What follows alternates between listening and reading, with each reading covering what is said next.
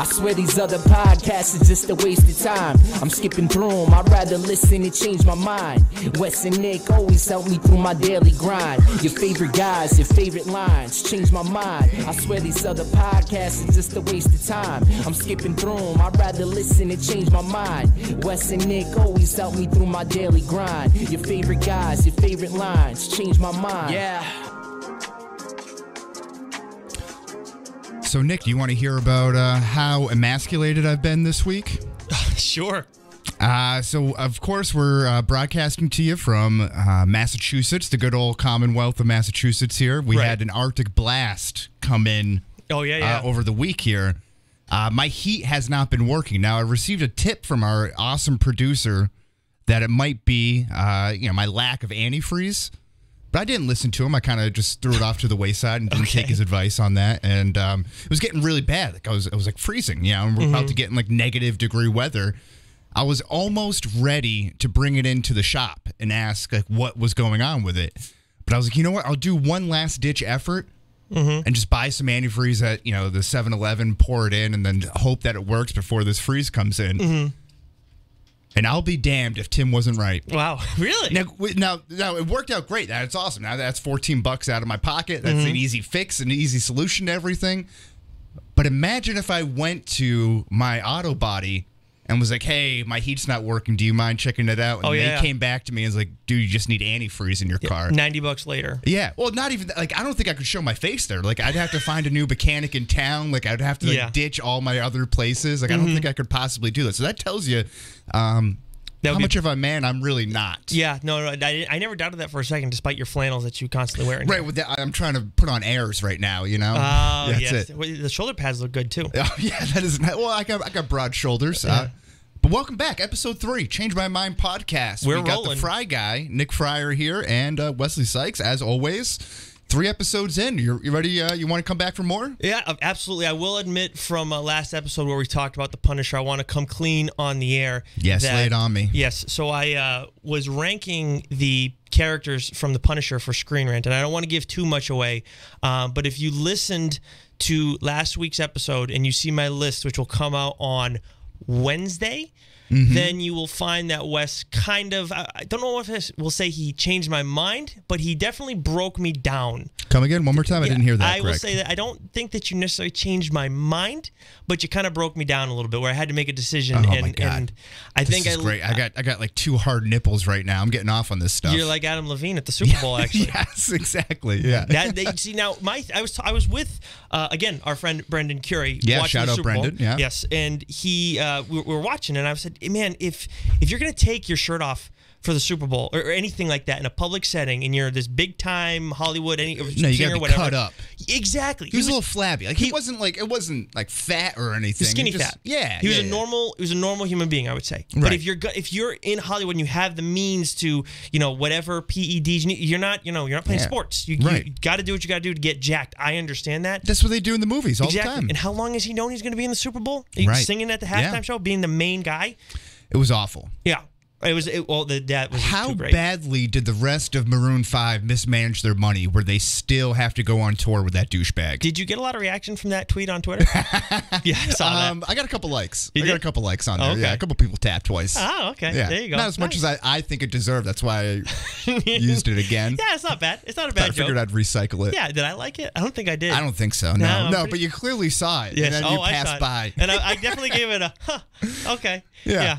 But there's a lot that happened in the Super Bowl, not so much on the field, but more in the commercials. We saw the two biggest things. I think that's where we're going to start things off today, right? Absolutely. So we'll start with the Avengers Endgame Super Bowl spot, I guess, teaser. Yeah, it was a teaser. I think that was a teaser. And that was early. That was like the first commercial break, wasn't it? I did not know. I should have known. If I checked Twitter, it was all over the place. Right. But the biggest thing for me coming out of it, and my first reaction was, is Rocket on Earth? And then one of my coworkers at Geeks Worldwide quote tweeted me and said, yeah, he was there in Avengers Infinity War too. Right, he was in Wakanda, yeah. Yeah, I was like, yeah, damn it, I forgot about that. But either way, he's still on Earth, and I was pretty stunned by that. Rocket's my guy right now in the MCU. Look, Thor's really risen up the charts. Yeah. But Rocket, I never want to go with who's mainstream, who I feel is mainstream, and I don't think Rocket is. I don't think he ever will be, A, because he's a raccoon, and B, because he's just not that the tip. You can't build around Rocket. No, but we're almost towards March now, so I think we can kind of use this metaphor. I would say the RPI for Thor is like through the roof right now. Yes. You know, he's gaining a lot of RPI. Rocket Raccoon is that like mid-major, senior-laden team that can kind of upset like a 5 over a 12 sort of thing. Give me the mid-majors all day. I'm a big Loyola guy. Actually, I'm not at all, but still. Well, you know, shout out Hofstra Pride. They did have their nation's longest winning streak come to an end against Northeastern, but they'll get back right on the schneid. Yeah, they did. That's tough. But yeah, so what was your big takeaway from? I think Rocket was. That was your biggest one? Absolutely. I was more than, I mean, just seeing him around the Avengers, like, this is awesome. I cannot wait to see what he does outside of Thor. I mean, I think he is one of the funniest. He definitely is one of the funniest characters in the MCU for sure. And I wonder if they explore him a little bit more, whether it's in this movie or in Guardians of the Galaxy Volume 3, like some of his origin stories and kind of how he came to be. You know what? I've read some Rocket Raccoon stuff, actually. It's more from like 2014, Rocket and Groot. And I think Scotty Young wrote that too, who recently was writing Deadpool. I don't know if he still is, but I really liked his stuff. The only problem I had with that is the artwork. They jump around from artist to artist. Okay. I think it was Young's whose artwork I appreciated the most in that series, but just in general, I cannot stand when they change artists, so frequently. Never mind, like when they took Dexter Soy off of Red Hood, I lost my mind. But when they jump around so much, I'm not a big fan of it. But you want the continuity. Exactly. It's just like I feel like it's like a different character. It just totally changes things. But anyways, what was your big takeaway? So I think the first thing that I noticed on my own viewing was that the early on there's like a sign that early in the trailer that reads, "Where do we go now that they're gone?" Right, and it's kind of looks like it's a support group that Cap's sitting in with those sweet sideburns that he's got going on. No beard, no, very clean shaven. So it makes me think that some time has passed between Infinity War and Endgame. How much? I'm not sure. I thought I heard somewhere or saw somewhere that it was like 4 years or something like that, which is part of why I think I was stunned by Rocket. I think that's why things didn't register. But anyways, you were saying. Yeah, so I think that's kind of what stuck out to me initially. And then after doing like a little deep dive on YouTube and some of the stuff on there, there's in the very beginning of the trailer, just before that, Cap says something along the lines of, "Some people can move on, but not us." And then "not us" is repeated again. But the second time is like very distorted. It doesn't sound like Cap's voice. And there's a lot of speculation that it's the voice of Ultron. Oh. Now, fans have speculated this, that he'll return in Avengers Endgame. I didn't see that anyway. Tony Stark originally saw Ultron as his Endgame. That's where he first drops that up there. That's the Endgame when they're trying to create Ultron and Vision and all that and stuff. So I wonder if he comes back into play at all. There is canon. There's a precedent set in the comic books where Ultron can actually like absorb all the power, or I think it's Avengers Assemble, the animated movie or miniseries that was on out there, but that he absorbs all the power of Thanos and of the Infinity Gauntlet. He's pretty much made to, stop Thanos. So maybe with the minds of Banner, Stark, and Shuri, maybe they kind of come together. Although we haven't seen Shuri, we don't know where she is right now. Right. But by the way, speaking of Ultron, that would mean that Marion's own James Spader would be back. He's a Marion guy. Apparently. I found that out over the weekend. Yeah. Oh, very nice. I do, unlike a lot of people, I do like the Robert California years on The Office. A lot of people give that, kind of poo-poo that. I'm a big Robert California fan. Okay, I'll take your word for it. I'm not. I've seen The Office, but I'm not a big Office guy. Okay. It was at a point where when it came out, I couldn't handle like secondhand awkwardness.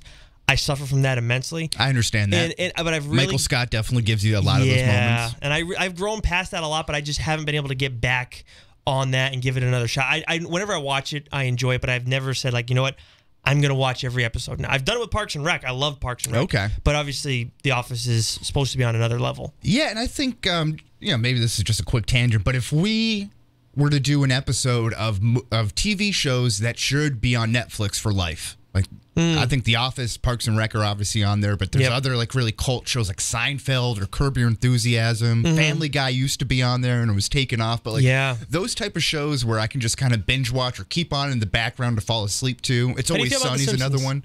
I'm a big Simpsons fan. I've grown off of it as I've gotten older, but growing up, like I was a huge Simpsons fan. I like it. I never loved it, but I mean, honestly, I don't feel that much differently about it than Family Guy. I think Family Guy's funnier, but I just never. I don't know. Anyways, there was something else you just said too that I was. Anyways, I forgot. Yeah, but I'm a forgettable person, so I appreciate that, Nick. No, there were like 3 things there that I know. I dropped a lot of little juicy nuggets in there. It's too much for me. I can barely handle one. Well, let's move on. Okay. Captain Marvel. Yeah, I mean, I'm not. Do you care? I know it seems like a lot of people are concerned with Captain Marvel. I've seen a lot of. I'm more excited about Shazam than Captain Marvel. I don't know why that has to be compared. I know Shazam used to be Captain Marvel, right? But I'm not. I feel like what's going to happen is we're all seeing it, and it's like, oh, this is going to be brutal. This is not going to be what we thought it should be, and it's going to go and surprise everybody. If you go in with low expectations, you're usually going to be rewarded. Right. Well, that's my motto in life. Oh yeah. Yeah. Is that your motto to tell other people going with low expectations with you? Yes. And then they'll be excited? Yes. Okay. I can get behind that. It all ties back into something I said last week about Teddy Roosevelt. Oh, yes. Speak softly and carry a big stick. That doesn't really apply to podcasting and radio, though. Well, you'd be surprised. I'll let that show over the next couple minutes. I'll just kind of let this mic breathe a little bit. Okay. How did you feel about the teaser? Oh, you're just gonna sit there? No, it's whatever. I'm like getting sick of it. You know, this is like the fourth or fifth trailer. They know they're doing the same thing with Aquaman. There's you see so much of the movie before it comes out. And I'm like, I don't really care. Like, I'm gonna go see the movie. They've already got me by the balls anyway. Like, I'm already so deeply invested on this. I go deep dives through Reddit trying to find fan fiction theories that it's gonna. Might give me a glimpse into what's going to happen in the movies, you know. But I don't know. I'm just done with it. So there were other commercials, obviously, in the course of the Super Bowl too. It's one of those big things. I missed a lot of them just because in the course of things I was distracted. You were at a Super Bowl party. We'll just leave it at that. I was distracted a fair amount of times. Yeah. But there were a couple that stood out to me. I missed a lot of them though. I'm sure you had a few. Why don't you run the show on this one? Yeah, well, I was at my father's house, so I know as we are both Patriot fans. I'm not a Patriots fan. No, you're not? No, I mean I don't have a team. I would say anymore. Are you serious? Yeah. Yeah, no, because I report on them. Yeah, but you can still separate. It's compartmentalizing. You can, I guess, but I don't know. I don't get. I mean, I was stunned seeing them win, but it's not like I'm like, oh yeah, God, they gotta win. They gotta win. I'm gonna be physically ill if they don't win. Yeah, I wasn't after the Eagles won. I mean, it's just no. I'm just kind of numb to all championships at this point. But see, when the Red Sox won, I was stunned. Okay, so that's why. Yeah. But anyways, like you said, that's talking sports. Yeah, that's talking sports. But yeah, so I think when I'm at these Super Bowl parties, I like to be with close, small amounts of people who are close family friends. So if it does end poorly, that's why you said no to my invite. Angry and drunk and angry, and then I don't have to really apologize for it because they already love me anyway. They have to love you. Yeah, that's just Wes for you, you know. But so I did see a lot of the commercials. Real quick, another movie spot that I liked was Hobbs and Shaw. I surprisingly liked that. So that's a spinoff from the Fast and the Furious series starring Dwayne Johnson, Jason Statham, and Idris Elba. I might have seen that, but on the internet. Now that I think about it, I don't know if they ran a different one. Yeah, I couldn't tell you that, but it was nice. So it's kind of it looks good. It's going to be very much like Fast and the Furious, which is essentially Point Break on wheels. Which is great. That's a great kind of motto to build off a movie plot line. But I love it. I'll sign up for anything that Dwayne "The Rock" Johnson does. Small fact: I did a book report on his autobiography in the 6th grade. You did? Yeah, I did. Oh wow, look at you! I got an A on it. Little known fact: Dwayne "The Rock" Johnson lost his virginity at age 13 to an 18-year-old woman. Did he really? Yeah, that's why he's the man. Among other reasons. Among other reasons. That is definitely a reason to be the man. But what else, though? I know I have a couple. But so that looked good. And then the other thing, my favorite one, the NFL 100 commercial with all the past and present stars kind of doing what they do best at this banquet and tackling each other and all this stuff. And everyone had cool little moments in there. The only thing was that LeBron tweeted afterwards, I want to be in the commercial. It's no, yeah, of course you do. Shut up. Get out of here, LeBron. If it's a basketball one, you can be in it, but just let other people have fun and be the center of attention for 5 seconds. Yeah, he was probably 10 glasses deep on the vino at that point. So he was probably, you know, a little turned up. Yeah, maybe. That's a fair point. Other ones are like the Pringles stack sad device commercial where like the Alexa gets like humanized and explains all the things that she can't do in real life, and then the humans are like, I don't care, play a song. That kind of was a fan of that. I missed that one. The Steve Carell, Cardi B, Little John, is Pepsi okay? She looks like she's lost like 25 pounds. She looks good. She's getting Hollywood up. I thought she looked fine in general before. I didn't think she needed to lose weight, but whatever. No, I don't think that. But I think she had had a little, like she was a little rough around the edges. Oh, I don't know. I thought she was attractive either way. I mean, no, just like her persona, like, not like her looks, but she always had like, you know, her persona was like a little rough around the edges. Well, yeah, yes, I mean, but I think that's part of. I thought that was part of what she wants to be. But this was like kind of softening her image up a little bit, making her more consumable to the masses by promoting consumable. Consumerable. Yeah, that's what I thought you said at first. I think I did. The big one that I absolutely loved was the Game of Thrones Bud Light one, and I saw people were upset about it, and I tweeted out that it was the best Bud Light commercial I've ever seen. Or I think I said I've never loved the Game of Thrones so much because I absolutely hate the whole dilly thing. I think it's so overrated. It's just after they came out, everybody just dilly. What I don't get why it was good at first. I liked it. I didn't think it was good at all. I thought it was kind of funny at first. Why is it funny? Because it was just a dumb guy going dilly. Yeah, I don't get it. I don't get it. It's funny because it sounds stupid. Yeah, it was something silly. No, it's just guys being pros. And you're saying dilly. I think it's. I don't know. I think it's childish when you're trying to be like men, like beer, right?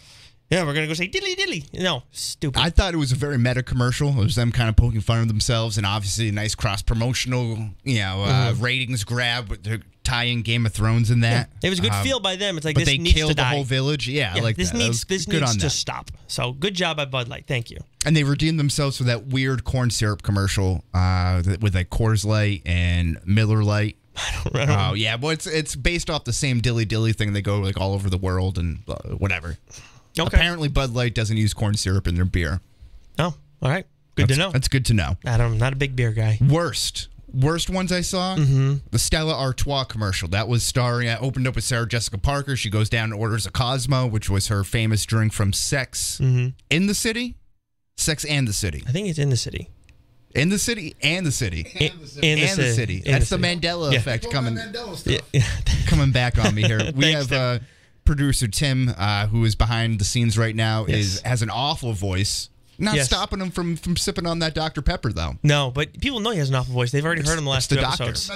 It's the doctor, yeah. No, right, yeah. If it was Mr. Pibb, I'd be worried, That'd be the real thing.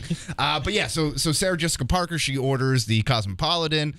You think she's going to, but she orders the Stella Artois, and then the dude walks in, Jeff Bridges from The Big Lebowski, and you think he's going to order the White Russian, and he says, no, I'm going to order a Stella Artois. And then they get the Dos Equis guy holding up the Stella Artois beer. And like they had hyped up. They had the Dos Equis guy in there? Yeah, they did, like real briefly. And they were hyping up like the dude abides and like all this kind of stuff that he was going to be coming back. Make me think that it was going to be a Big Lebowski 2 that they were going to be previewing. And it just ended up being Sarah Jessica Parker and a push-up rock. If they do another Big Lebowski, it's going to be a train wreck. Yeah. Bringing things like that back, it never ends well. Yeah, no, I know, but I mean, Will and Grace, I guess people like that. I don't know. I was just disappointed. I don't like how they tease the commercial ahead of time. Then you get excited on speculation of what it could be, and then it's just a crappy commercial. Right. But there's been plenty of other stuff that happened, too, leading up to this episode, Wes, in terms of the news. We saw that Deadline had the story that apparently, I want to make sure I get this right, Ben Affleck will not be donning the Dark Knight's tights after playing the Caped Crusader in Batman vs. Superman, blah, blah, blah, blah, blah. And this movie will focus on a younger Bruce Wayne, referring to the Matt Reeves Batman movie in June of 2021. Yeah, the exact release date that I saw was June 25th, 2021. That's there, too. I didn't want to get caught up in that minutia, but... Well, it's 25th. People have something to look forward to, I guess. Yes, in 2 years? Mark your calendars. 2.5 years? Yeah, set a 2.5 reminder. Years. Yes, yeah. So no Ben Affleck, as fans. We're big fans of the Dork podcast. They had that about a year ago. Oh, that's way true. Before everyone else. That's right. Yeah. They did. That's a great point. You know what, Wes? I mean, I like him as Batman. I don't love him. I like Batfleck. Well, see, I think the problem. I like him as Bruce Wayne, but I felt like they made him so soft as Batman. Look, I get he's just a guy, but that's always been the thing. Is he's just a guy, but he's able to do so much. And but maybe that's like he's supposed to be like an older Batman, right? So maybe he's like a little like tired and worn of the shtick. I guess so, but it's just he's always been Batman. He's always been able to figure it out. Like that's his thing. It doesn't matter. His greatest weapon is not even his physical strength or his agility or anything like that. It's his intellect. Right. And he's always been able to make it work no matter what. And now he's fighting whatever they were fighting in the Justice League, and he can only handle one thing, and if he doesn't have his Batmobile, then he's screwed. Right. He's running away and hiding the entire time.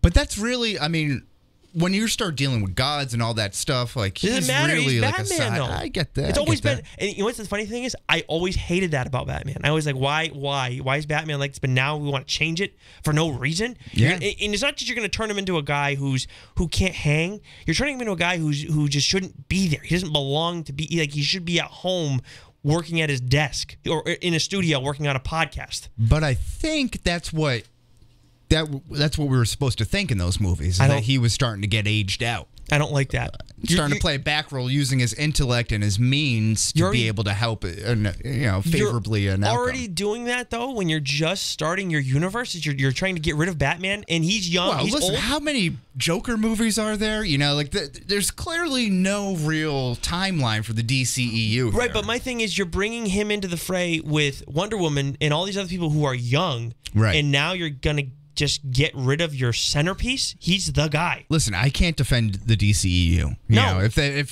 that's what you want me to do, I give up. I wave the white flag like they have countless times. I think the question we want to know is now that Ben Affleck, is no longer there.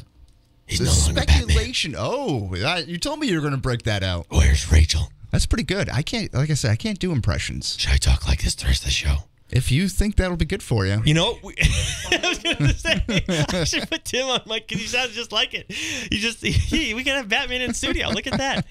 Oh, man. That's good stuff. So, apparently I saw on some website that Nick Jonas has offered himself up to play the role of Batman. Pass.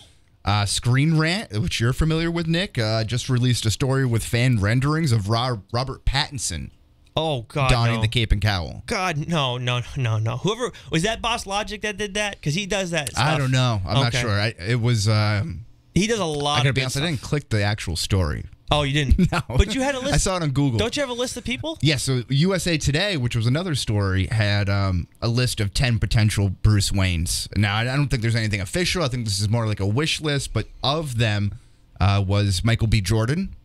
Okay, no. Henry Golden, who is of Crazy Rich Asians and A Simple Favor fame. No idea who he is. He's an Asian gentleman. I don't. Okay. Liam Hemsworth. Thanks for clearing that up. Yeah, no problem. Liam Hemsworth, maybe. Theo James, who starred in Divergent, who was like the off-brand Liam Hemsworth. No shot. No. And then Jack O'Connell, who's like a 28-year-old English actor who was in Unbroken, about the World War II prisoner of war, who was an Olympian. I hadn't seen much stuff of him. He was in another movie too, I think it's called 72 or 71, another war movie. The only one on that list that I like is Hemsworth. I could get behind that, absolutely. And you could start with younger Batman right now, absolutely. The guy who I've seen over the past couple years is fan renderings or whatever. I don't think it will happen because some people might want him to be, is it James? John Stewart. No, James Stewart, Tim, the other Green Lantern? Not James. No, James Stewart, it's the guy from the Daily Show? No, but it's Jon Stewart? Which one's, oh man, this is bad. That would be good. I should know. You're putting yourself on the spot. There's some other names that they listed. But it's God, dude. Okay, but anyways, Idris Elba. That's who I want to be my new Batman. Oh. I think he would be phenomenal. But he'd be too old, right? I mean, he could be, but he doesn't look that old. I don't know how old he is, but he can hang, dude. He's a very dynamic actor. Mm-hmm. He can handle action roles. We see he's going to be in the Hobbs movie. Yeah. He's been lined up to be the new 007 for a long time now. Yep, and he could do that. I mean, why can't you do both? That's true. He could be the next guy. It'd be a good payday. Be a good payday for him. Who do you have that you'd want? Well, another name that they listed was Ryan Gosling, which I think he'd be a little too. It's Jon Stewart. It was Jon Stewart. I always forget. I'm sorry. Like The Daily Show. Yeah, it's Jon Stewart. That's the other. No, that's not the same guy. We're thinking of two different Jon Stewarts. Then. I'm talking about the Green Lantern. Jon Stewart. I don't know who that is. That's the third Green Lantern. I think of Earth. I think it's. You know who Jon Stewart is, Tim? Come on. Ryan Reynolds is the Green Lantern. Green Lantern. I just want to throw that out there. He was after Hal Jordan. So the name I've been hearing was Armie Hammer. Oh, I've heard that Armie Hammer too, as well. Yes. Yep. Okay. Which I could actually get behind. Bad choice. No, I don't think it's a good choice either. Who was the one you just said before? Because I was looking up the Jon Stewart stuff. Ryan Gosling. Ryan, no. Now he plays brooding roles. He's done Drive. He's done. Oh man, dude. Another really like brooding type role. Place Beyond the Pines. I'll never forget watching Drive. The dude can carry a movie without talking. I'll give him that. Yeah. And, he's a handsome guy. He's rich, so he could do a good Bruce Wayne. I think it's whether the Batman thing. Tim, I'm turning your mic on. I don't care because you're gonna talk and people are gonna try and you're mic 4, right? We're a likable guy. We want you involved. I'm not actually trying to talk. I'm just like. Wait, where's Tim? Feeding information. Hello, Batman. How you doing? This would be the worst Batman voice ever. It's not that bad. You haven't seen Val Kilmer in that role, have you? No, I have. Who's your guy for Batman? I liked kind of the idea of what I heard as one of the storylines that was being kicked around, where Michael Keaton comes back. Oh, yes. And passes on the cowl to the next generation. Oh, okay, and he turns it into Batman Beyond, and we get Terry McGinnis. So I could get behind that. Now that with Nick Jonas, I could get behind. Okay. But I wouldn't do Michael B. Jordan because I think he would be a good Red Hood. I think he plays angry well. I think his Killmonger, I don't know Killmonger in the comics well, but obviously in Black Panther, he's much more similar to Red Hood, I think, and I think he can carry that role well. He plays angry well, and he's a little more suicidal than Red Hood. Okay. But I wouldn't waste him on Batman. I think it would be trying to force it as he's the guy and say, why are you trying to make him the guy? Well, that'll be something to keep an eye on as we move forward here. Obviously, we got 2.5 years for all this to kind of unfold. But what are you watching right now, Nick? What am I watching? What are you watching? What are you reading right now? Give me some updates on comic books. Okay, yeah. So So for my comic minute, there's a couple things I wanted to touch on. Actually, 3 things. So Black Panther versus Deadpool, the 4th issue of that came out last week. The 5th one comes out next month. I just wrote something for Geeks Worldwide on how I think this is honestly the best one-on-one fight miniseries that Deadpool has had.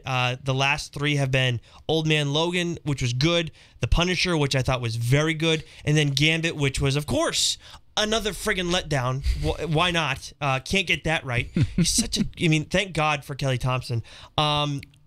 So that one's been good. I think I suggest reading that post. If you haven't read Black Panther versus Deadpool, any of that stuff yet, I would hold off. But in terms of reading the post, but definitely something worth picking up if you're looking for something random. Deathstroke 40 is coming out this week. I'll be reviewing that. Very excited to read that. Matches your shirt nicely. Yes, Deathstroke's the man. I can't get into that too much, obviously, because I haven't read it yet, and even if I had, can't share anything, because that comes out Wednesday. And then Halo Lone Wolf. So there's a Halo series going on with like the video game? Is that what you're talking about? Yeah. I don't know if it's the Master Chief that's in it. I haven't read it yet, but I'm curious. I'm probably going to read the first 2 issues. I'm not going to review the second one yet. That comes out this week. But I'm curious if there's anybody that listens to the show that's read that. Tweet at me. Let me know what you think about it, because I am interested in it, and I'd like to know if it's worth my time, because my time is short these days. Well, time is money. Yeah, well, that too. I mean, it's more because Celtics are going on, and I am busy with that. But yes. So wait a minute. So do you have Stay Woke of the Week for? I do have a Stay Woke of the Week. Yes, I do. For those wondering, yes, in fact, Pizzagate is back in the news. Can we get a synopsis on that again, please? Yeah, I definitely can. So Pizzagate, made infamous by Alex Jones, our dear friend, who's turning all the frogs gay. Actually, I think Tim Weisberg could do a pretty good Alex Jones right now with his voice. But for those who don't know what Pizzagate is, it is a debunked conspiracy theory that went viral during the 26 presidential election cycle. In the fall of 2016, I should say, excuse me. The fall of 2016, the personal email account of John Podesta, Hillary Clinton's campaign manager, was hacked in a spear phishing attack, and his emails were subsequently made public by WikiLeaks. Proponents of the Pizzagate conspiracy theory falsely claimed that the emails contained coded messages referring to human trafficking and connected several U.S. restaurants and high-ranking officials of the Democratic Party with an alleged child sex ring involving the Washington, D.C. restaurant Comic Ping Pong.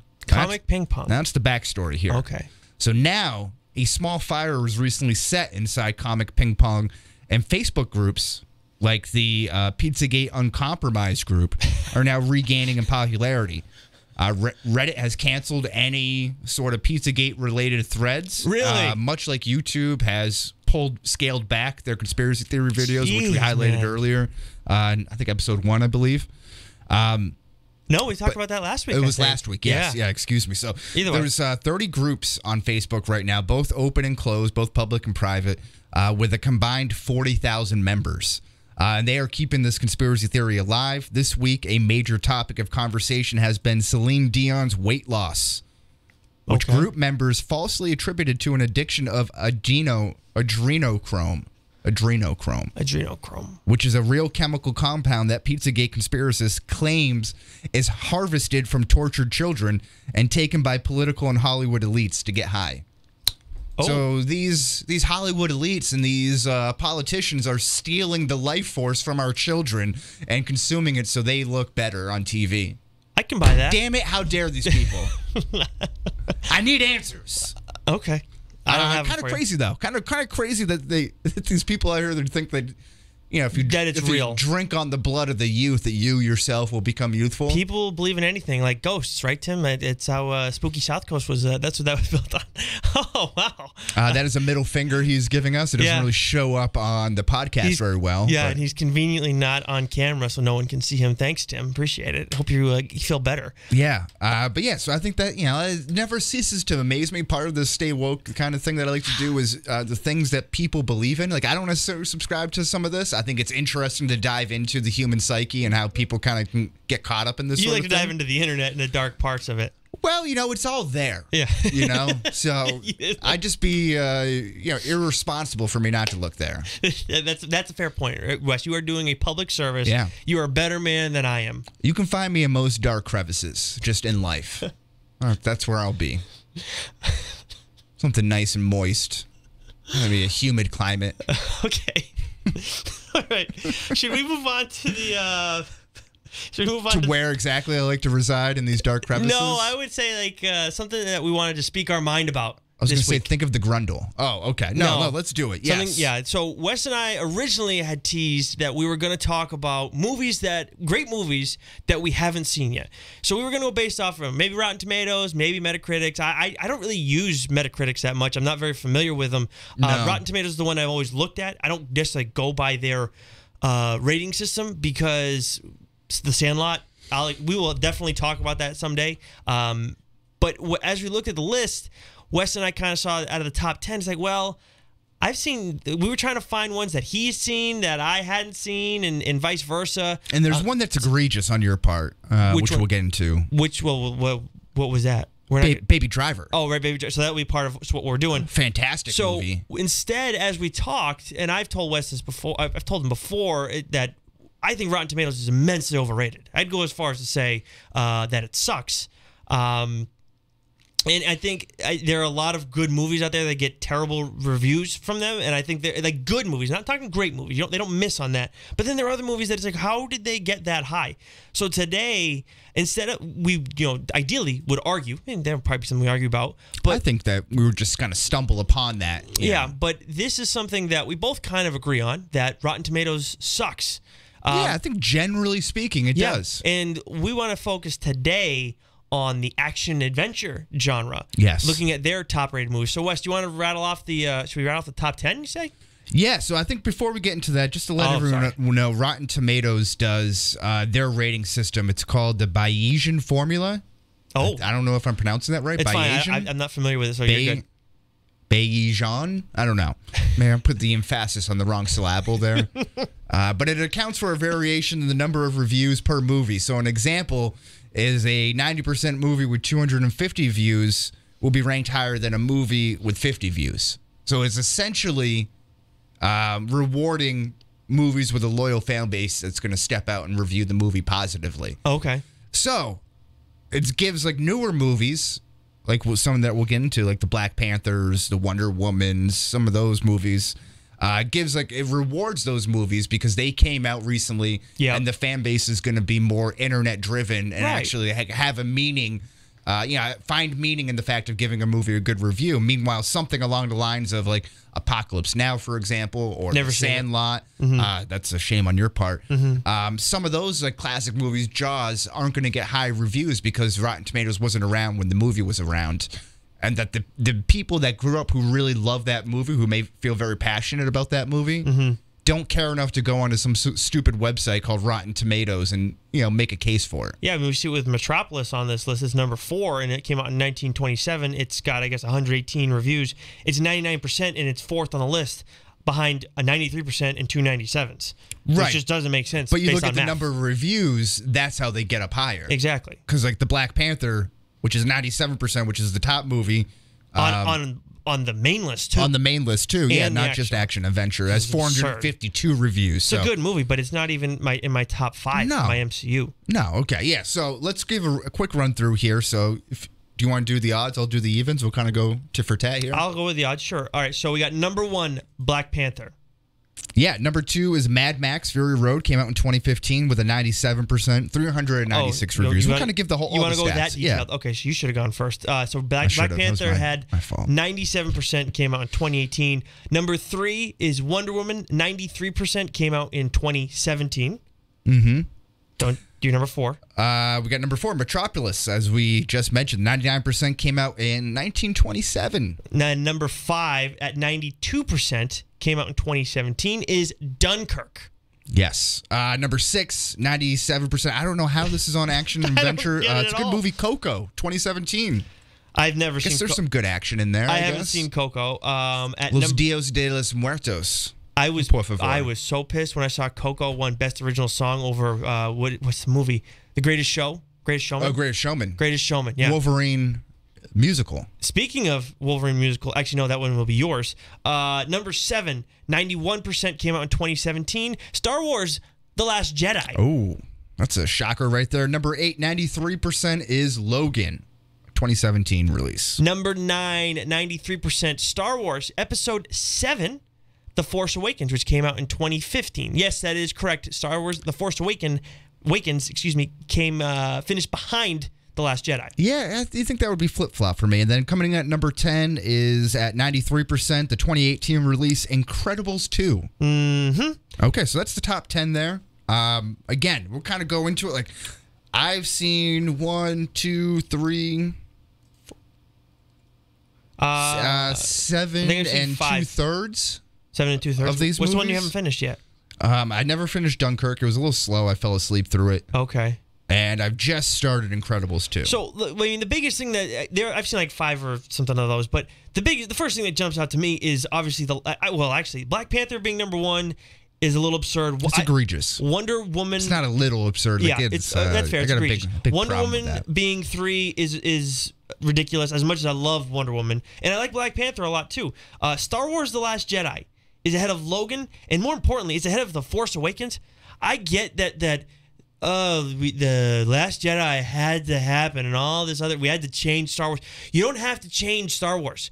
It's for a certain group of people. If you don't like it, then start your own thing. Start your own spinoff. Whatever it is, I don't care. But it's not better than The Force Awakens. The Force Awakens, I was on the edge of my seat the entire time. You can say it was like A New Hope. I don't give a damn. It was good. I liked it a lot. A New Hope was good. Yeah, why not just follow that skeleton and kind of fill in the bare bones there. Like, Wes, it's like what you said with the spoilers and non-spoilers in our first episode. If you haven't listened to it, go back and listen to it. Yes. But if you can tell the story well, then generally it's not going to matter. I still don't know what's going to happen, but I think that was so well done, and after what had happened, it needed to be done that way. Yeah, and The Last Jedi just didn't do it for me. I don't want to spend too much time getting caught up in Star Wars. And but I liked it, but thing with Princess Leia dying and then coming back to life and then being out in space. That was so dumb. That's so where it really dumb. lost me. Yeah, and I have a high suspension of disbelief, but like even that, I was like, you gotta be shitting me. Is this what we're doing here? I forget the general's name, the one with the lady with the purple hair. I know a lot of people didn't like her. I didn't mind her. No, I didn't like her either. So there are certain parts of it though that, like, you know, I know people are gonna people who like that movie, if they listen to this, they're gonna go, oh, Nick doesn't like all the new stuff, that the progressiveness. No, I like having a strong female character. I love Rey. You know, but you go and you turn Rey into nothing. Oh, because you don't have to come from something to be someone. We get it. Right. We see it all the time in sports and everything. You don't need to go and change it. They just built it up that she was possibly Luke's kid. I want that payoff. I want something like that where it's somebody who's like kind of prominent. You led us to believe that, and now we just got nothing. She's nothing. Nobody. But anyways, not again. I've gone a little bit far down that. It's easy to get caught up in the Star Wars mumbo jumbo there. But the fact that Force Awakens is behind The Last Jedi is absurd. And it tells you how flawed it is. Logan, honestly, should be now. Again, I haven't seen Metropolis. I haven't seen Dunkirk, but I think Logan should be #1 on this list. I think Logan's a movie that I recommend Logan to people who don't like superhero stuff. See, my one defense against a lot of these is that it's very easy from our point of view to skew towards comic book movies and action adventures. Because that seems like it's the only thing. Like, it's easy to get caught up in that. Dunkirk, albeit a slow movie, was very good. It was an Oscar-worthy movie. Like, again, I think I don't think I caught it at the right time. Coco, very fun movie, very sad movie. I got a little frog in my throat during that one, but. I don't know how that falls into action adventure. That seems more like family. Yeah, I'm not gonna dump on it. Animation, youth, kids movies. You can have a good kid, you can have a kids movie, a kids action movie be on here. If like someone had Spider-Verse on here, I haven't seen it yet, but I could buy into it. No, that's a good one. Mad Max Fury Road, I find that wildly overrated. I don't know if Tim has a thought on this at all, because I don't think you saw Mad Max Fury Road, but I know a lot of people love Mad Max, and that just didn't do it for me. It was an okay movie. It sucked. But I wouldn't even know. I don't even know if I'd call it the best Mad Max movie. I thought you said you liked it, Wes. No, it's awful. I hated that movie. Here's my problem with this overrated. List. And I know that you addressed this a little bit at the beginning, how the newer movies are weighted heavier, but this is supposed to be a top 10 action movies of all time. Yeah, well, this is a top 100. They have the whole 100 list on there. Where's Batman? But how do you have a top 10 that doesn't include Die Hard? Right. That doesn't have a single Indiana Jones movie No, in it? John Wick. How about John Wick? John Wick, the original one. The greatest action movie hero that's not a superhero. John Wick. Jaws is at number 25. I would fight you on that it would be a Jack Burton. And we've had this argument. We've had this fight. We have had this fight. We have had this fight. Who's more of a badass, John Wick or Jack Burton? John Wick is more past his prime.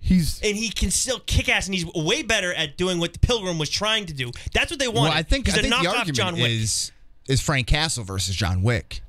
I think that's a fair argument. I think it's a tougher one to have. He still falls under the superhero. Like, I know he's different because then you bring Batman in too. Right. Then now I'm saying non-superhero characters. John Wick's just a guy. Well, so is Frank Castle. He's also the ghost too. But I mean, or whatever they call him. Chupacabra? No. The Babadook? No. That's from the Ant-Man though, right? Yeah, but I think that's the same thing. I think it's what it is. Anyways, yes, it was the same thing that they called him. Go ahead, Tim. What were you gonna say? I'm just saying, like, there's so many action movies that Lethal Weapon, right, that like created the genre. And I know what you're saying about how people who are fans of those movies didn't go back and go onto a website to rank them, but the people who are going on these websites and ranking these films should have enough common sense and cinematic history behind them to know that these movies have a place there, especially higher than, I mean, Zootopia's on here.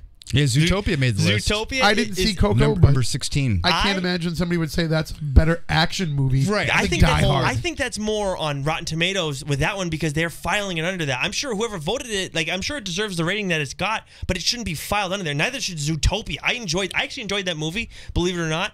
Get out of here. Yeah, I thought it was funny. I thought it was cute. I mean, I don't know if it's necessarily for kids, but I enjoyed it. But it shouldn't be on the action list. Okay, so a couple things that are out of place here. So you have Jaws at 25. You have Aliens at 28. You have Skyfall as the highest represented James Bond movie Skyfall's a good movie. I'm not sure if that beats out some of the Sean Connery, Timothy Dalton, Roger. Yeah, I think some of those were a little bit. Roger Maris? No, Roger Moore. Roger Moore. Wait a minute. You're glossing over The Dark Knight. Were you going to mention that? Well, yeah, but I want to go around to some of the more classic movies on there that have defined the genre. Real quick. Dark Knight is a great movie. Yes, that's 23. And it's at 94% fine, but 23. And then Captain America: Civil War. Okay, that is ahead of Winter Soldier. The only ones that are ahead of it right now are Black Panther in the MCU, and Spider-Man: Homecoming, and where's the other one? Thor Ragnarok. Thor Ragnarok's 12, and Spider-Man: Homecoming is 15. 15. How is Captain America: Civil War that high compared to the other movies? Not even. It's not even close to being in my top 10. I don't think. Yeah, that movie it doesn't really. Civil War's not in your top 10. I don't think it is. I have to think about it, but I know it's not in my top 6. I think a lot of people rank that one number 1.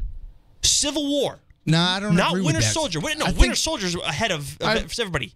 Civil War. Civil War is very self-contained, and it doesn't have a whole lot of stakes in it that was kind of built up to be. I found it to be a bridge movie. That's what it was. It was a bridge movie. It was a bridge movie, but you can't. Why am I going to the theater to see a bridge movie? There was some action in it. I need better action in that movie. No one died. Yeah, you got Black Panther. But it's just it's not a war. I want more fighting. In Winter Soldier, it's a civil war. Wow, yes, the Civil War. Civility. A lot of people died. I don't get it. Civility. I don't get it. I'm kidding. I got it. Ask Robert. It was a misnomer. Yeah, thank you for clearing that up. Maybe it was your voice that I lost today. But the Terminator comes down at number 39. The highest represented Mission Impossible movie is Rogue Nation. That comes in at 42. Jesus. So, come on. MI2 is a better action movie than any of the other. I'm not a huge MI2 fan. I liked MI3 with Philip Seymour Hoffman. I thought that was a pretty good one. How about Harry Potter being at number 26? How is that even an action movie? Deathly Hallows. That's Deathly Hallows Part 2. Yeah, where do you... I would say, in terms of action, that's definitely the best one in the whole thing. It's a drama movie more than anything. Okay, is that what you'd file it under? Yeah. Okay, you're the Harry Potter guy. I would say fantasy is its own sci-fi genre. I guess, is fantasy its own in here? I don't know. But go ahead, Wes. Go ahead with the list. Blade Runner 2049 is on there before the original Blade Runner. Well, that's ridiculous. Apocalypse Now comes in at number 50, which is, again, another genre-defining movie for the action-adventure genre. Winter Soldier is 94 on this list. It's 94. That might be my favorite movie in all of it. I would say it's Guardians, that, and Infinity War. How the hell is Winter Soldier 94?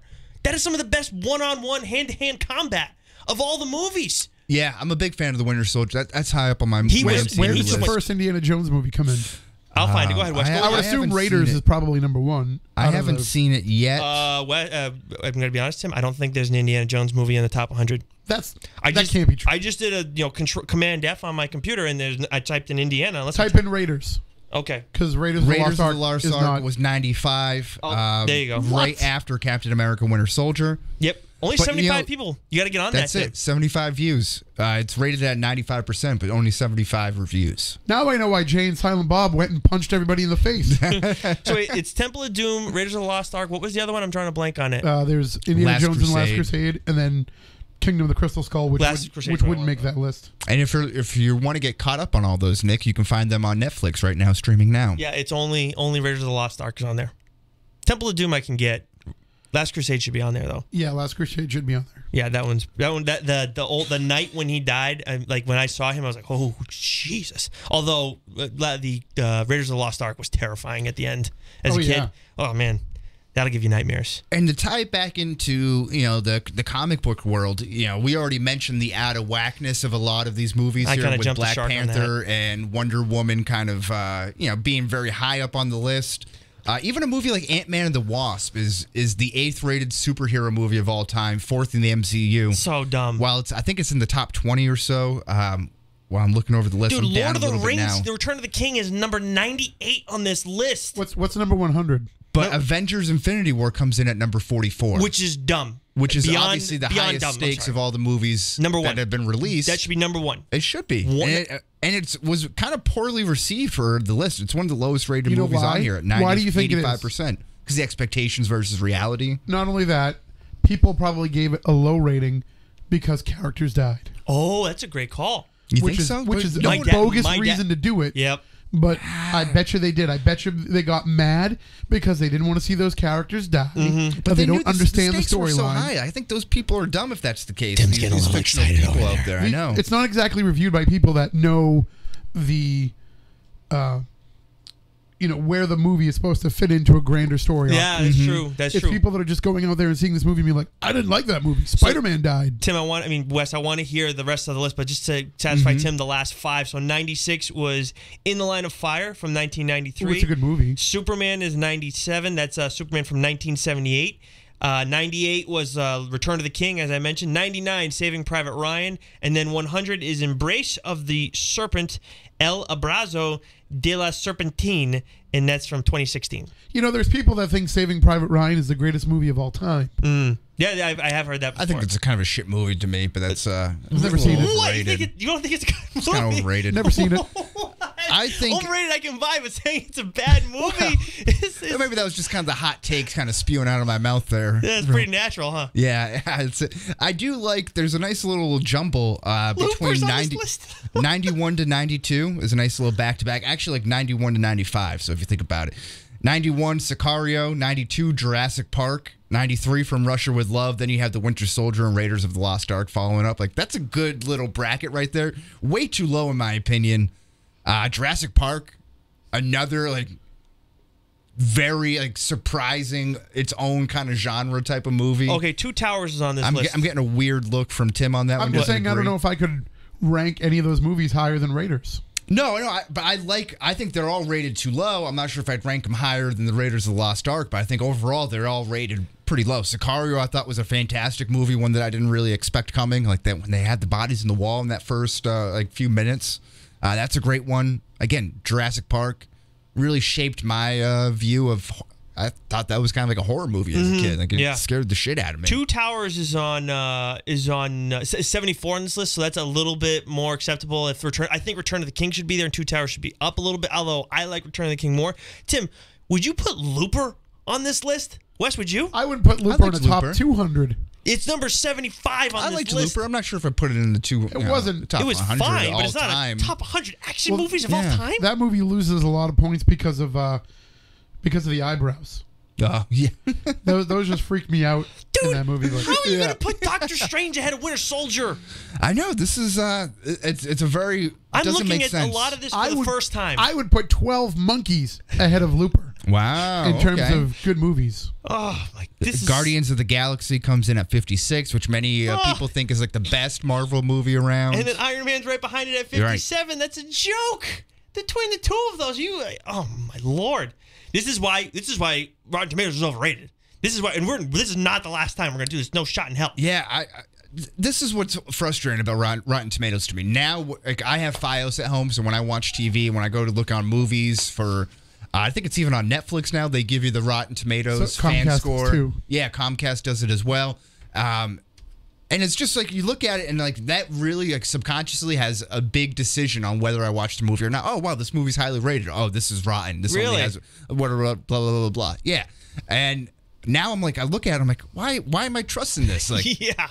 Like we were talking before the show is that I really enjoy listening to reviews of movies like on other podcasts and stuff to know whether I should go and watch it at first. Like I know you do the opposite. Yeah, like I just finished. I finally was able to watch Venom. Right. I will now go back and listen to Mac and Goo's review of Venom. But I've been holding that on I've been waiting on my podcast app to listen to that because I don't want to hear any spoilers. But you've already listened to it. So I listened to it to see if I should go see it in theaters or not. So that's like two different sides of the coin there. But I like reviews. Off of that logic, yeah. Like how many of these movies am I watching that I'm wasting my time with or I'm just skipping over entirely because they rate Infinity War 85%. I like reviews. Don't get me wrong. That was going to decide me watching it or not. Of course. I like reviews and I like people giving scores to things too. I enjoy all that stuff. God, that's all I do with this stuff. But I just think that whatever the hell they're doing, they're wrong. And I've been given advice in time from someone, I forget who it was, that you should consider finding a reviewer that works best for you and that is more in line with your thought process. I get that,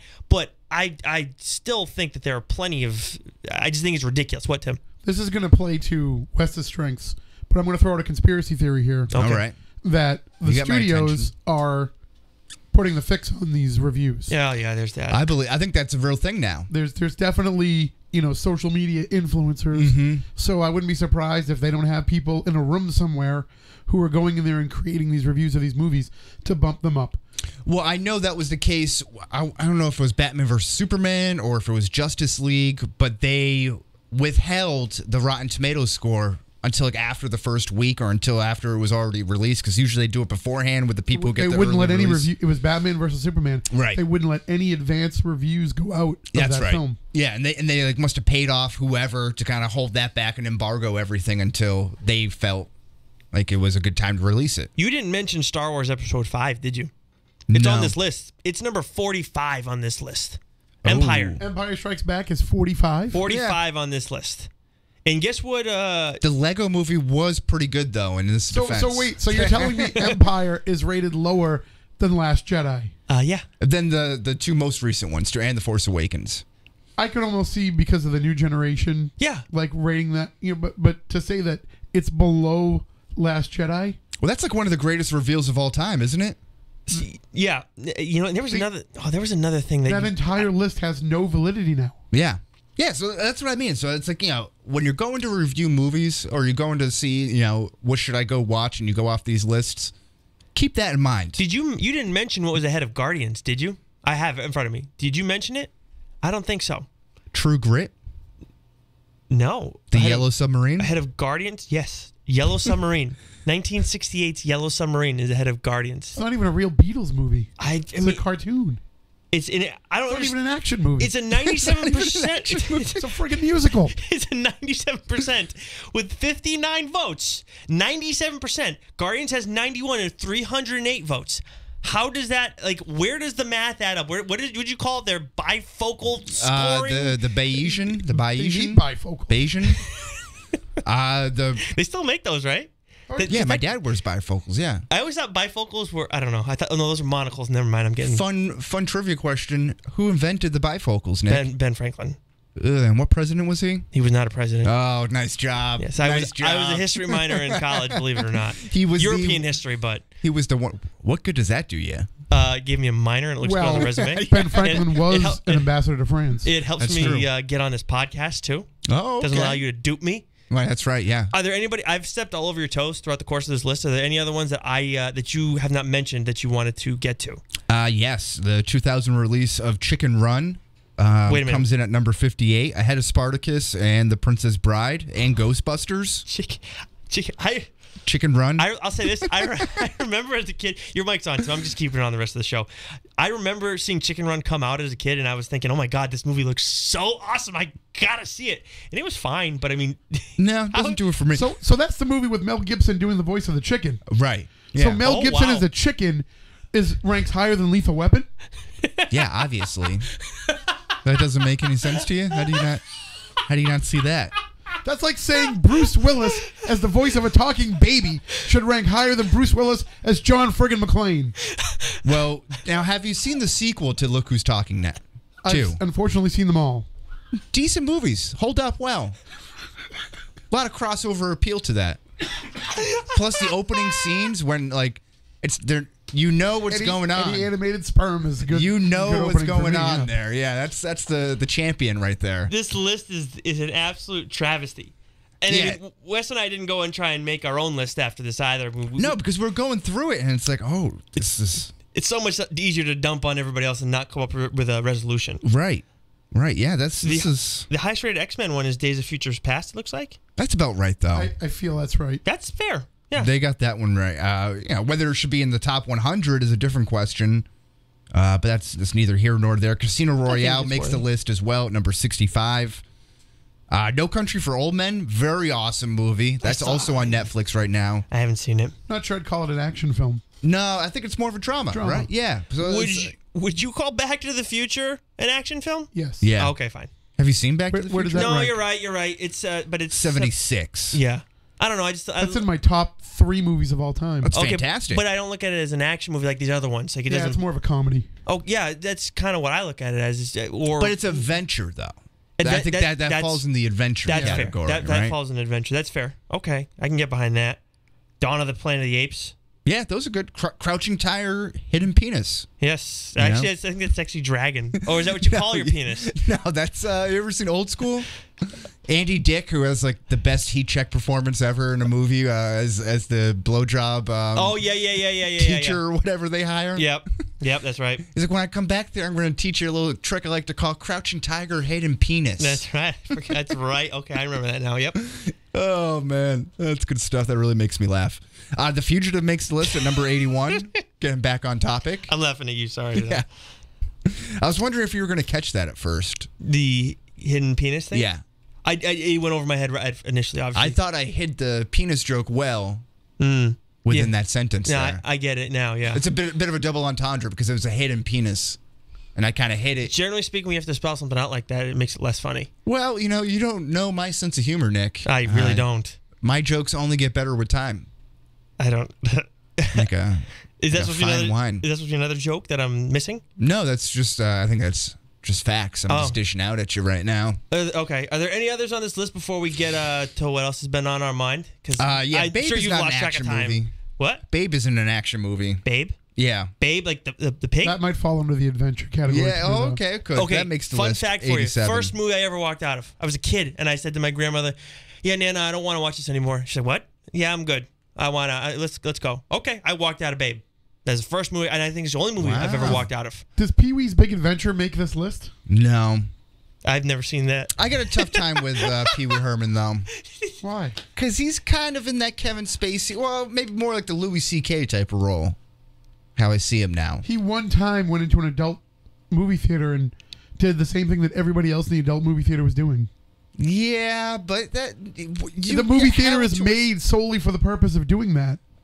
For watching the movie. Would you know that from experience? This isn't like a goddamn Gallagher show where everyone just like throwing like tarps over yourself else and you're in the okay. theater was doing it. Are we sure? Can we confirm We're that? going straight through the quads. Everyone's doing it. Per the testimony. Per the testimony. Okay. Yeah, I'm just saying. I don't know. He wasn't Michael Jackson inviting kids back to his house and giving them wine.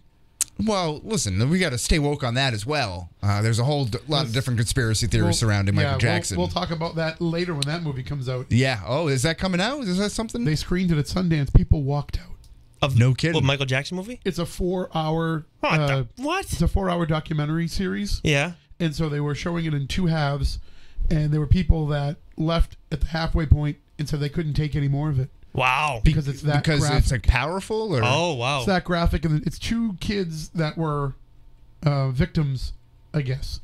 And they're describing what happened to them. And the people said it was so disturbing and hit them so hard that they said they couldn't go back in and listen anymore. No kidding. And then there were other people that stayed for the movie, but then when they brought those 2 kids out who are adults now, they brought them out for a Q&A. There were people that said I couldn't even be in the same room looking at them.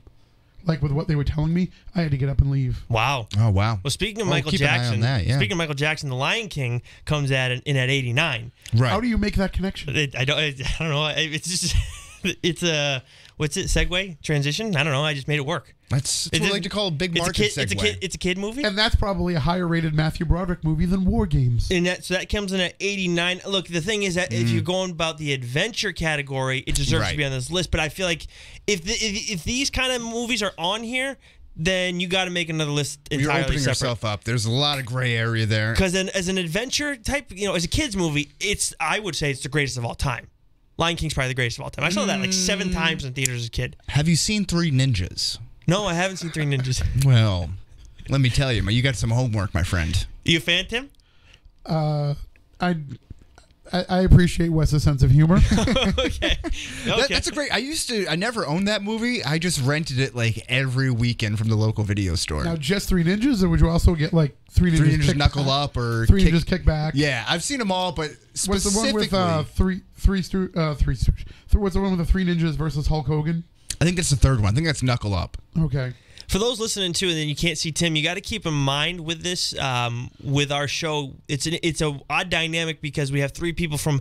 I mean, Wes and I aren't that much. There isn't that much of an age gap, but enough. 4 or 5 years, yeah. 4 years, I think, right? Yeah, 4 years. But it's enough of a gap where it's a little Like we definitely have some gaps. Yeah, there's some space. Yeah, and then Tim's a little bit older than you, so it's like we have three different. Like Tim and I, whenever we talk, it's like, oh, have you seen this? Like, what? I've never even heard of that. Right. Tim's a little bit better with the stuff now, but I'm not as good necessarily with the older stuff from his era. But not to the history minor over here. Yes. Well, I mean, that's, I do apologize too. I got so wrapped up in that I left the camera on Wes for a significant amount of time. So. Oh, did you? Oh, is it just? It's just gonna be like me picking my nose or Not something. the whole show, but just the last couple of minutes. Oh, Yeah. okay, yeah. Well, you got excited. I mean, most people are listening. Well, as much as a lot of people are listening on our WBSM YouTube channel, I'm sure they're listening on GWW Radio or on our own iTunes channel now, or Spreaker and wherever else we are. Well, we'll get into that. We'll plug ourselves at the end. Yep. I think that's a good place to plug ourselves. I think so. But yet you yell at Pee Wee Herman for doing that. Was he plugging himself? That's actually a bigger issue than I thought. What else, though, Wes? Aside from getting prepared for this show and looking over the list, doing a very thorough job, you came very well prepared this week. I came ready. You know, I didn't have the 13 pages of notes that you came in with last week. I had those from reviewing the movie previously. What else I'm watching right now? Sure. I've started Incredibles 2 on Netflix. Okay. I enjoy it. Mm-hmm. I think Elastigirl is very thick. With 2 C's. Yes, yeah, just thicker than a bowl of day-old oatmeal. You know, that's kind of what they're working with there. Okay. But she seems to be taking a lead role while Mr. Incredible kind of takes more of a backseat sort of thing. Mm-hmm. Also, Ant-Man and the Wasp now streaming on Netflix. I know we just kind of said it was out of place on the Rotten Tomatoes. Yeah, on the list it is, but it's a good movie. I really enjoy those movies. Like, one, Paul Rudd is the most likable person on earth. Like, I don't think there's anything that he does that I wouldn't like. Okay. But the movies are very good. They're self-contained. They don't take themselves too seriously. They mostly involve around heist movies, so I can usually get in on that. Also, movie that I didn't see on the Rotten Tomatoes top 100 list, speaking of heist movies, Heat. Action. Heat. Fantastic movie. First time you get Robert De Niro and Al Pacino. Thank you, Al Pacino on the big screen together. Oh, okay. Fantastic movie. Val Kilmer, very long but good movie, not on there. And then also next week, Big Mouth. If you're a fan of Big Mouth and Nick Kroll, they are coming out with a special Valentine's Day episode on Friday, February 8th, entitled My Furry Valentine. Very, very funny about going through what it's like to go through puberty as a kid. It's a cartoon. It's very crass. Yeah, that's pretty much what I got. And, of course, True Detective Season 3, 5 episodes in right now, just picking up speed. I'm fully erect watching that show. You are? Okay, yes. Good to hear that. It's just hitting the great spots right now. And no pills? No pills. Oh, natural. Yeah, also just strong like bull. Oh, that's good. I'm glad to hear that. That's good for your engagement. That's good for the sake of the show. Yeah, well, yeah. Your personal I didn't want to take it there, okay? You don't talk about my fiance like that. You've brought her into the show. I mean, it's your own fault. Not right there. I don't want you thinking about me and her and I wouldn't. What we do. And I'm not. That's not even. Well, I don't need to go that far.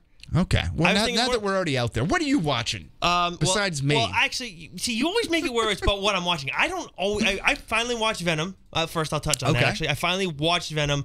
I liked it. I'd give it like out of 10, probably like a 7.7. I thought it was, I thought it was good. I would watch it again. I think it'd be kind of a good background movie too because it has some awesome action. The way they have Venom on camera, I think they do an exceptional job with that. The story as a whole, though, I mean, if it wasn't Venom, then I probably wouldn't be drawn in to watch it. Like, the Mission Impossible movie that just came out most recently was supposed to be really good. It was very well received. Yeah. I haven't seen it yet, and it's like it's not a priority for me because I got other stuff that I want to watch and kind of, in my mind, have to watch. That's going to take a back seat, as good as it may be. Now, my one argument to go see that movie is that you can see, I believe he has the mustache in there that was... Henry Cavill, yeah. Yeah, that was erased out, photoshopped out. It's in the previews, though, too, so we got to taste that. Now, the other thing that I wanted to touch on that was actually would have been a part of our news, but we had other important things that we had to get to, and we took a long time on the teaser stuff because kind of have to. Yeah. There's some news that Tim, actually, our faithful producer, informed us about Legion, and Tim is actually a Legion fan. I have not watched Legion. Didn't get it right. You can't watch everything. But I know enough about Legion to know that, kind of what the character's like. And obviously, we know that he is one of Charles Xavier's sons or children. You're dealing with in Mr. and Mrs. X with Gambit and Rogue. You deal with another one of Xavier's kids, kind of. Anyways, apparently they have cast Xavier in Legion, and it's going to be played by Harry Lloyd. Now, who is Harry Lloyd? Because I had no idea who the hell that was. Thankfully, Tim informed me. He starred in the original Dumb and Dumber, right? That's exactly what I thought when I heard it. Wow. It's like they're going to have Harry and Lloyd share the role. That'd be a nice kind of. I would much rather have them do that than the guy who plays Daenerys Targaryen's brother. Was it Viserys or? Yeah, Viserys. Viserys Targaryen is going to be the newest Charles Xavier. You have got to be kidding me. He was a little shit in that show. How does that make any sense in anybody's mind? But you know what works? It's like usually the characters that you hate because they do a good job of playing the villain. Like, I think he did such a good job of being hateable, much like the whiny baby. Joffrey. Yeah. Joffrey was like someone that you could really get behind and hate. Like, how is that your Charles Xavier, though, is what I'm trying to say. Yeah, it makes no sense. Maybe we only see him in that role as Viserys. So maybe he'll come out and like surprise him. Maybe he is a good actor. I don't know. I'm just going to look at him and say, that's the dude who pissed off Aquaman, and then he turned his head into a gold vase. Yeah, what a way to go out. Yeah, I mean, I guess you could have worse ways, right? Less glorious ways. Is that a glorious way to die? I think that's pretty badass, man. Your head's gold. I don't know if that's badass, though, because you've been talking so much crap about being the dragon and then you can take the fire. It turns out that your sister is the badass in but you don't family. have to deal with the backlash of that. You're already dead. She's awesome, and he sucks. Yeah. And he was just dragging her down the whole time. I mean, the only good thing that he did was he helped her, get it on with Khal Drogo. He was kind of pimping her out, though. He was. That was terrible. But it worked out. I think it worked out for her in the end. She found love in a place where she wasn't expecting to find love. Just like Rihanna. We found love in a broken place. Hopeless place, isn't it? Oh, yeah, whatever. Yeah. We're not worth splitting hairs over. Yeah. But anyways, we got to tell you what we're thinking about for next week, and we got to plug ourselves first. Wes, yes. Where can the people listen to and watch us? Well, on the WBSM YouTube station, of course. That's where 1410 WBSM in New Bedford. 1420. Wow, I'll get that down. Yeah, 1410 plus 10. Yes, you didn't let me finish, Nick. No, I'm so sorry. But other than that, you can find us on Google, Radio Public, Spotify, Breaker, Overcast, Pocket Cast, Stitcher. Oh, good. We're on Stitcher. Someone has asked me that.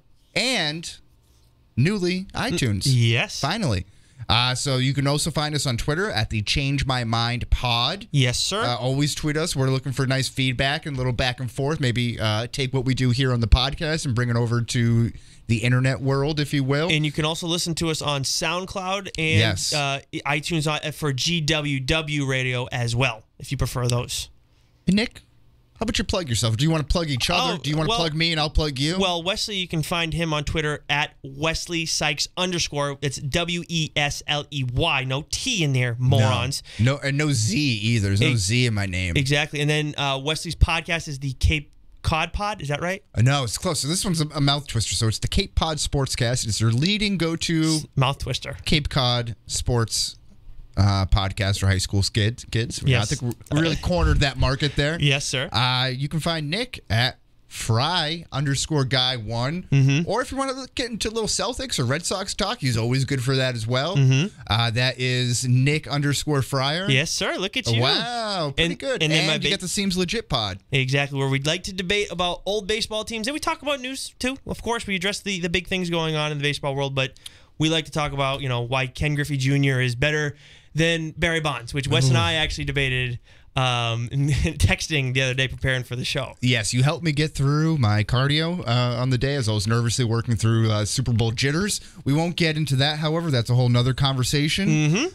But I think to sum up this episode is that we can consider ourselves master debaters. Mm-hmm. And we're always really hammering on the whole Pee Wee Herman thing, aren't you? All right, well, we're just really chugging away one load at a time, aren't we?